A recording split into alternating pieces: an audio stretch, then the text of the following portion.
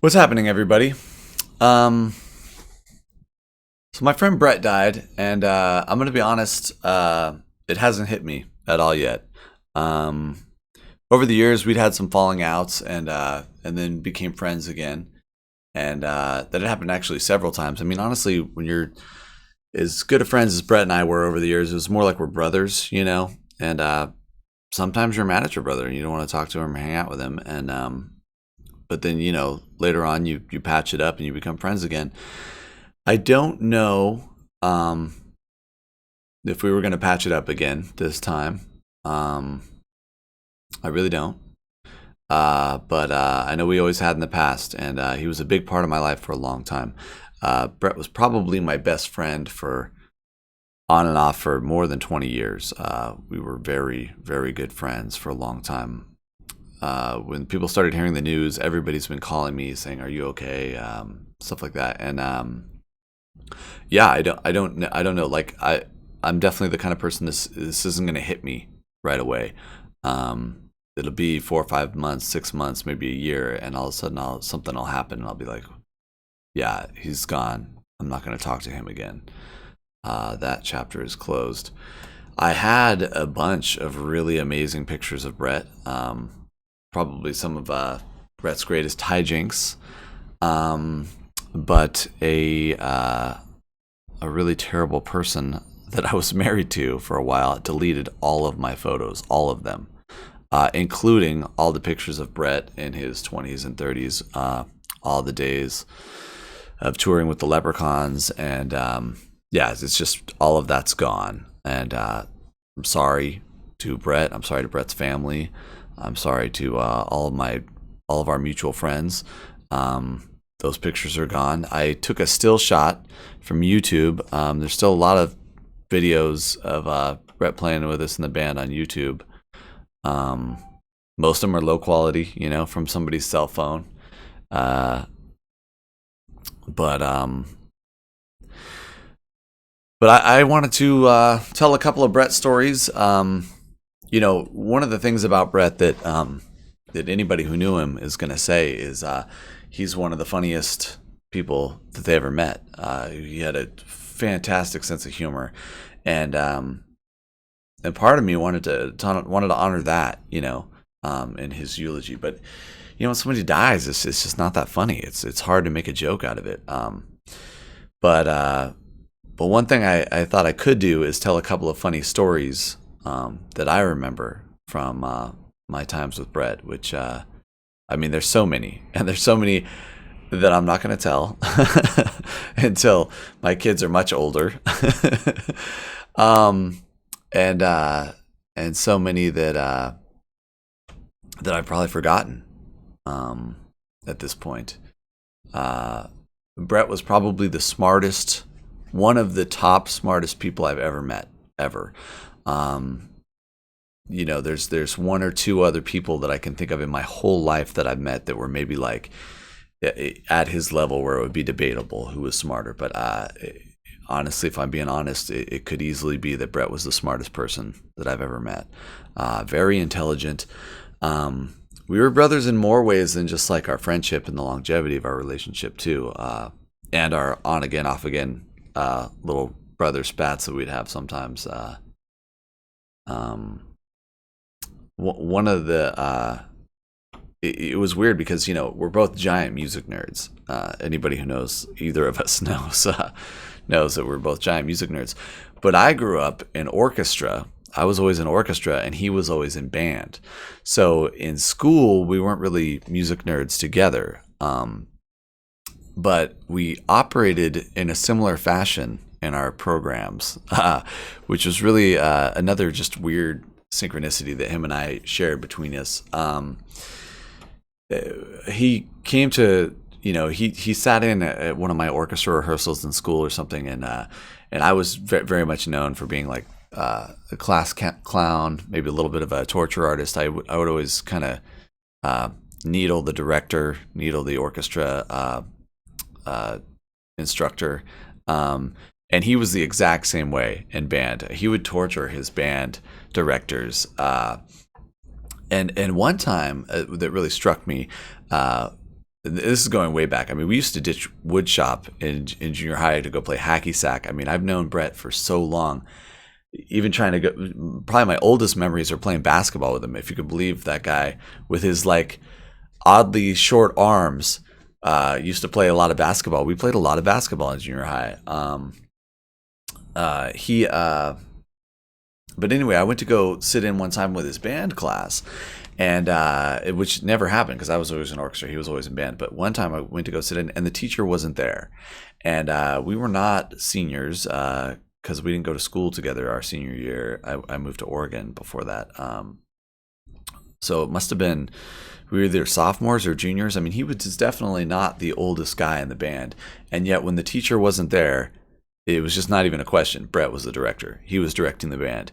And everybody in the band loved Brett so much, and he was so incredibly musically talented that they followed his direction on everything, and they rocked. Brett, as the director of the high school band, as like a sophomore, was just a phenomenal musical experience. I mean, the band, everybody in the band stepped up, and I hope some other of his bandmates could from those days could corroborate this story probably, but I think when he was directing the band, everybody loved him so much that they all stepped up and the band just really, really rocked. High school bands are not known for being super great, generally, but man, the Burroughs High School band was very, very good, and Brett was a big part of why for the years he was there. Lots of other great musicians from that era, we had a few different musical peers that were definitely pushing all of us to excel. But it was weird to watch this super nerdy, oddly framed genius guy just beloved by his peers and making this band just rock. I mean, he was directing the band and they were kicking ass. And it was just I'll never forget that. That was a weird old high school story.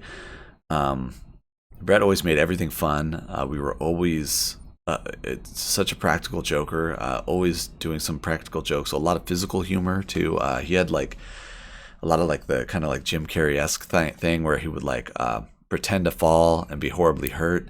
Somebody else reminded me the other day, he had like this fake arm that he would like put in his jacket or whatever, and he would like fall and then like get up and like start like shrieking with his like with this fake arm like completely at a horrible angle, and everybody else would just freak out because it looked like he'd like totally broken his whole arm.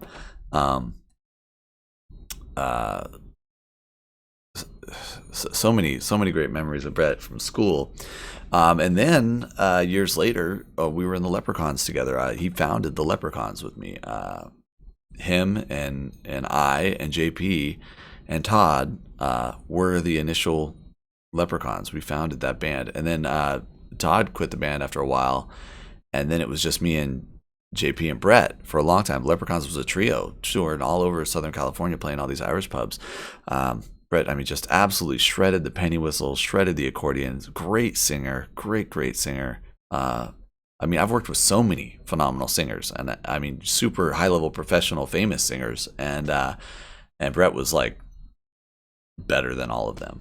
I mean, he's a really good, really great singer, great musician. If I had to criticize Brett and his musicianship, I would criticize him. He was always having fun, always playing games, always like, oh, some little riff, and then like off he goes, being sidetracked on this keyboard, like turning that riff into some, giant silly polka symphony. But I mean, he was just so fun. Brett was just so fun, always. And I had a few stories that I was thinking about that I wanted to share with people who weren't there. One of the really important or memories that really stands out to me with Brett too was he was at my parents' going away party. My parents were moving from Inyokern to Alaska, and it was like this really big emotional thing. All of our friends from Ridgecrest and Inyokern and other places in California all came to this going away party at my parents' little tiny trailer out in the middle of the desert. And of course, Brett's there. I mean, Brett was like uh, Wes and Brett and I, for a while, we were like the three amigos, and Wes lived right down the street from me out in Yokern, and so Brett would come out there all the time. He used to bomb around in that car. I don't know if it was like a retired cop car or something, but it was like one of those giant American cars that like had surprisingly good performance. I got another story about that too. I'm definitely going to tell that story. But he was out there at my parents' going away party, and it's just a really emotional time where it was like we had a lot of magical moments in that neighborhood at that house with all of our family friends, and Brett was always often a very big part of all those memories, and so of course, it's me and Brett in the room, so there's music happening, a lot of music, and I think we were doing the chicken dance. We used to do the chicken dance, and our version of the chicken dance, I would just do the chords like on the guitar, and he would play the melody on whatever keyboard was around. And I think on the keyboard that we had at my parents' house, it was like this really terrible sounding digital keyboard, and he found like this really terrible synth saxophone sound on it that almost sounded like a duck farting or something, like this horrible duck fart synth sax sound. And so he's playing the melody on the chicken dance, and I'm just like banging the chords. And we used to do this thing where we just like continuously speed up. Like we'd start the chicken dance, we'd start a modest tempo, and then we just speed it up like crazy. And there's a part of the chicken dance where you do-si-do. The part like da da da da da da, and everybody links elbows, and kind of goes in a circle like the do-si-do, I think they call that. And Brett and I are playing it at like, Mach 7. We've been playing it for like 10 minutes, and now we're like in the 12th minute. We're like this like crazy polka punk rock version of chicken dance. And I look behind me, and this guy, Jim Foster, really, really, really great guy. But he's huge, this huge bear of a man with like a giant full beard. And he's like, I don't know, probably in his 40s or something. And he's do-si-doing with a little kid, and it wasn't one of his kids either. It was like either one of my little brothers or a neighbor kid. I don't even remember who it was, but he had this little kid, and they're do-si-doing, and the kid is like flying through the air. Me and Brett are just chicken dancing at the top of our lungs, or at breakneck speed on the guitar and the keyboard. Just remember seeing that image, and just that image has always stuck with me, just because. Those are kind of like some of the special moments that like would often be created when Brett was there. And then, all the success we had in the band was like, was tremendous. We had a lot of success in the Leprechauns, before we became a 4-piece, while Brett was still in it. And, but he definitely was, foundational in setting up a lot of the reasons why the Leprechauns had success. And then, of course, he came back and played with us again years later on saxophone. He played keys. That's this shot here. I think he was playing in the Green Jacket on the side. Brett played in like probably every band I ever had at some point or another. He's a monster musician. If Brett was available and there was something for him to do, you were going to take that option because he was just so good at everything musical. And such a genius to have around. All his little. He had so much brain power that he's always thinking of a joke, or always thinking of a prank, or always doing something that's gonna instigate a reaction from the crowd. I went to one time with him. This is back in the Ridgecrest days too. This was a long time ago. I went one time with him to church, and in the Mormon church they have like different groups. Like they have the big church with everybody. Then they have like the little group by age, where it's just like 14 to 16-year-olds, and then they have like where it's just all the dudes and all the women, and then they have and then they break up another lesson where it's just all the dudes of a certain age or whatever. And I went with him for the whole church day, and I'm like in his class, his same age, and I'm a dude too. So I went to every single one of his little meetings, and I swear at like half of those meetings, it was just him telling some hilarious story and nobody else wanting to interrupt, because it was way more fun than whatever the lesson was going to be. And it was way more fun than whatever the pastor had prepared, or whatever they call him in the Mormon church. I don't remember all the details now of that, but it was just literally Brett giving like a stand-up routine for each church group. And it was like a different stand-up routine for each church group, because it's different when you're there with just your age group, and it's different when you're there with just a bunch of dudes. It's different when you're there with just a bunch of dudes from your age group. and he had like, it was clear to me as his friend that some of this material was like he'd been thinking about it, and he was like ready to do this when he comes to church again on Sunday. Um, uh, that was a funny story. And Brett was crazy. Brett was crazy. I mean, he had way too much engine for the car when it comes to brain power. He was a total rebel. He would never do what people said in school. He was like an absolute rebel. We shared that. We were particularly rebellious together. But he was like definitely a rebel. He didn't do that great in school, even though he was a crazy genius, because he was too much of a rebel. He just would not do what the teacher said. He would not follow the game plan. He wanted to do his stand-up act or his pranks, or do some crazy engineering project, or anything. He wanted to be driving the car, and he was just way too smart. I mean, imagine trying to be Brett's teacher. It's like, it's not going to happen. You're intellectually inferior to him right out of the gate. It doesn't matter. We had some great teachers over the years, and you knew every one of them was like not as smart as Brett. And so he never gave them any quarter. He never allowed them to ever like tell him what to do or how to do it. It was always the Brett show. No matter what the class was or who was involved, it was always the Brett show, and nobody minded. Everybody loved it because he was hilarious and fun and the life of the party always. And but he was crazy. I mean, he was a little bit crazy. There was, I mean, I probably saw that side more than anybody because we were such good friends, and I was crazy, especially back then. In our like late teens or early 20s, I mean, we would get up to some crazy stuff. One time, that bomber car that he had, that gray Buick, I think it was a Buick, that gray, big, ugly 80s American car that he had, he drove that thing forever. The windows wouldn't work. He'd have to go through the drive-through backwards and talk so that he could talk out the passenger side to get like Taco Bell or whatever. Everything with that guy was just a riot and a scene. But one time we went on a camping trip with a big group of our friends, all the junior clan, which is what we called them. A lot of great comments from the junior clan on Facebook. Miss all you guys. But we were camping like on the other side of Santa Monica. So I mean, we were like at the beach north of LA. We were a long, long way from Ridgecrest. And I swear to God on my life, and he was around to corroborate this for years, but now he's not.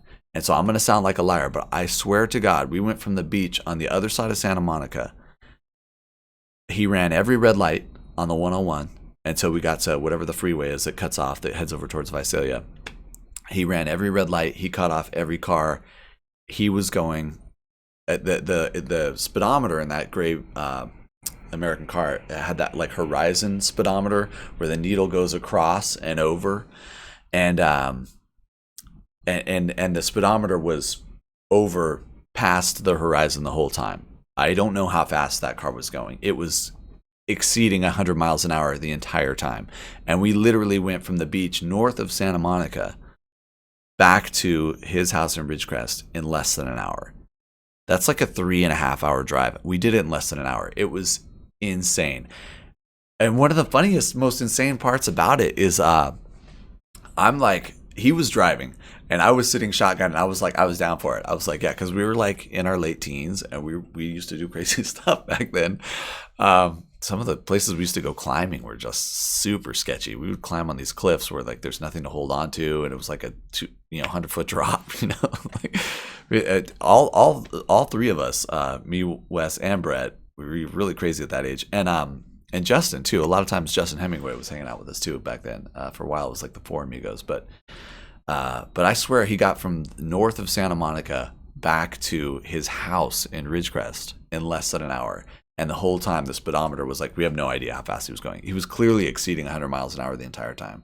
And the funny thing is, Margaret from the junior clan, Margaret, what was her last name back then?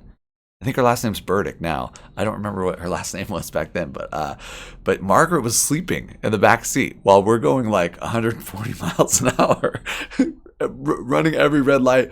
At one point, he passed a cop, and I looked as we were passing the cop who was like had somebody else pulled over on the side of the road. This would have been like just before we hit Visalia, like before all the interchanges dry out and it's just the one highway. And I saw the cop like kind of look up from his like pad as he's writing somebody else a ticket and just be like, there's no way I can get in my car and catch them. They're just going way too fast. He probably called us in for somebody else to come get us, but they never. We made it all the way. I mean, that was really, really scary and terrifying and crazy. Don't do that. Don't do that. But that's one of the crazy Brett stories that I have. That's 100% true. I know he corroborated that story to a couple of people in the past. But now he's not around, so you can call me a liar if you want, because I guess he's not here to corroborate that story. And Margaret was sleeping in the back the whole time. Margaret, how are you sleeping during that? I was like, the adrenaline for me was like at maximum. A lot of the stuff we used to do was really about adrenaline. We used to drive around with those big styrofoam noodles, like the pool noodles, and we would just like instigate altercations with people with these pool noodles, because you could really hit somebody with one of those pool noodles, like full force, like as hard as you can, and it doesn't really hurt. It doesn't, like, even if you use all the strength you can muster and all the leverage and get the perfect, rotation and really whack somebody with one of those pool noodles, it doesn't actually hurt. I mean, it can make a loud noise and it'll startle you, it'll scare the crap out of you, but it doesn't actually physically harm you or hurt or leave a mark at all. So we used to go and just like do that to strangers. Sometimes like we would do drive-bys, like people would be on the sidewalk and one of us would be leaning out of that bomber car that he had, and we just like be hammering people on the side of the road with these like styrofoam noodles, which they get really angry, but like there's no harm, no foul kind of thing, really. Yeah. He he played in all of my bands over the years, and some of the stories from some of the band days were just so funny. When he was up on the bar, playing the accordion at Liam's in Colton, and I had a shot of that. I think it's in one of the music videos. I took that shot, but you can't really see because it's kind of dark. But he's literally like shredding the accordion up on the bar, like the accordion, which is like the nerdiest, goofiest instrument. But he was so good at it, and he's just shredding the accordion on the bar, like in this packed Irish pub, and so good on the penny whistle too, and the saxophone, and then obviously piano and singing. It's really solid on bass too. I mean, Brett played bass in so many of my bands over the years, just because that's like a seat that you end up needing to fill a lot for whatever reason. Really got pretty good at bass too over at one point over the years. He used to hide money in his CD jackets. He would we had back in the day when everybody had CDs. He would have like all these CDs, and he would put like 20s in the CDs, and then just put them away, put them in the case, and he's like, yeah, occasionally I'll like go and grab a CD and out falls a 20 and lucky me. And I'm like, it was like the weirdest, like fun little savings plan that he had for himself. And the hijinks we would get into late at night, like after bar hopping at Denny's, playing pool. Some of these stories are just not appropriate. I can't tell them, but if you want to talk to me about them and ask, I'm happy to tell you about them. Besides the straw trombone and the straw recorder and all the crazy weird instruments he would hand make like at the bar, all the weird jokes and stuff that he learned, like how to make restaurant towels look like a penis, and all the weird jokes he would do with those. It was I mean, just what a character, man. What a character. And I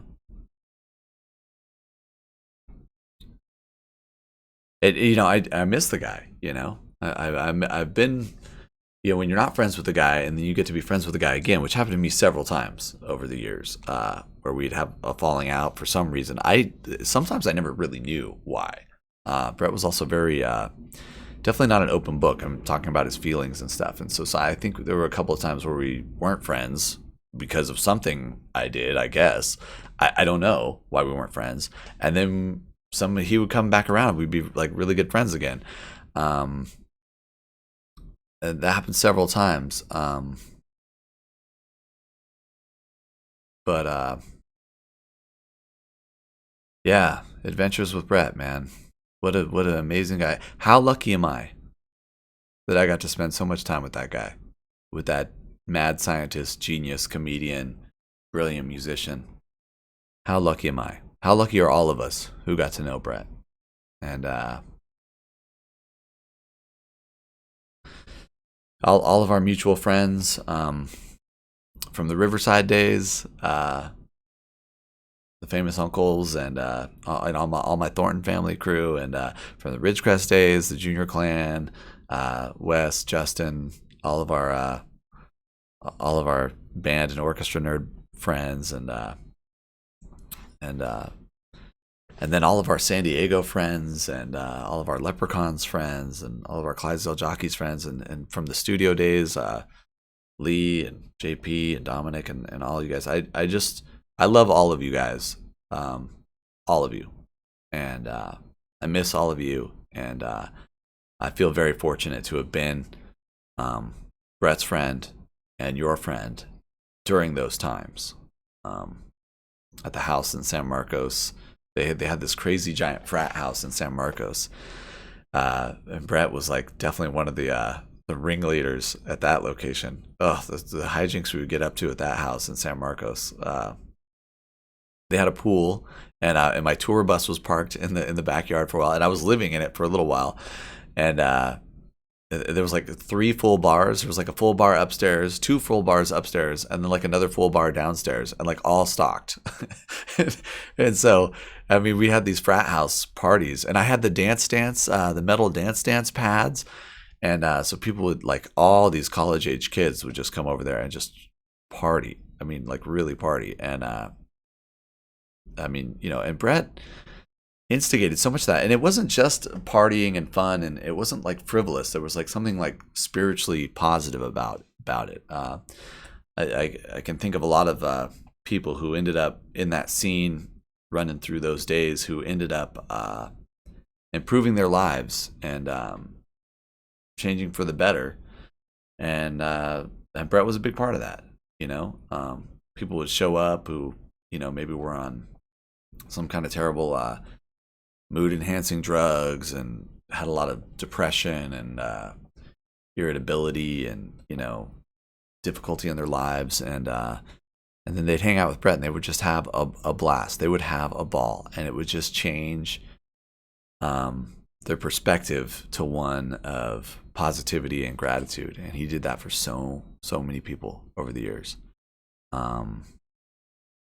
and he needed that done for him too, at certain points. And I tried a little bit, but it's never too successful. Brett's not going to listen to anybody. He's not going to listen to the teacher of the class. He's not going to listen to his friends. He's not going to listen to, certainly not going to listen to his girlfriends that he had over the years. He had a couple of girlfriends. He just did not ever do what they wanted. Man. But what a charmer too with the ladies, that guy. Always, yeah, I mean, so intelligent and funny and fun and charming. There were just so many women who just loved Brett, loved him. That just like us dudes, man. We loved him too. And Blair and Karen and Jim and all Brett's family. I just I was around a lot for a time of my life, and to this day, you guys are still a little bit like my family too. And I'm sorry. I'm sorry that Brett died so young. And I'm sorry that we live in a country where somebody as talented and creative and intelligent as Brett, his efforts aren't rewarded economically. And I'm sorry that the healthcare is so expensive. And the really, really good people are dying because of how twisted and disgusting corporate America is.